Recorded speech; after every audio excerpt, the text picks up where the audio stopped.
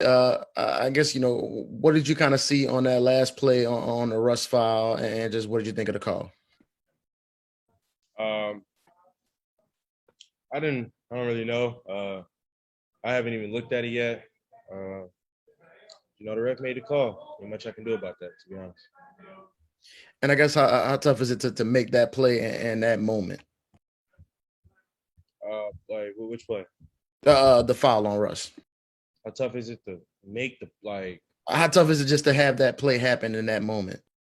Oh, I mean, for the people that know me, it's very tough because the last thing I want to do is them fail my teammates. So in the moment, that's what it felt like. Sending him to the free throw line like that. That's what it felt like. It felt like failure in the moment. Zion, what were your thoughts on just the shots you guys got in the final 5 minutes of regulation and overtime? What did you think about the offense down the stretch there? Um, I think some of the shots we got were good. Others could have been better. But I think a little bit we were being a little too unselfish. There were some plays I think that some people could have just taken, myself included. I think we were just trying to make the right basketball play, and instead of getting a great shot, I think we got a good shot. But yeah, we'll just learn from it. It's all in the game.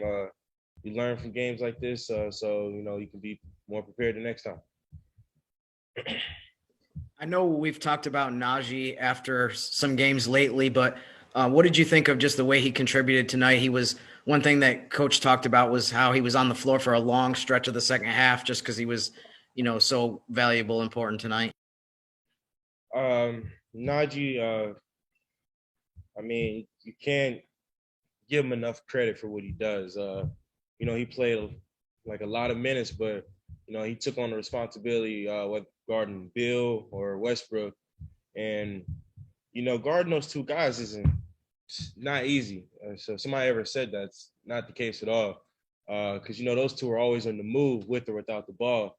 So for Najee to take on that responsibility, be committed like on for communication and going above and beyond, fighting over screens. I mean, it just shows the kind of person he is that he'll do anything he can to help the team win. Yeah, and Stan mentioned that he feels like you're able to dominate games physically, but he also thinks you're smart enough to manipulate the game mentally when that isn't working. I guess what adjustments do you feel like you needed to make it tonight to maybe make a bigger impact? What adjustments that I needed to make? Yeah, we talked a little bit after the game, and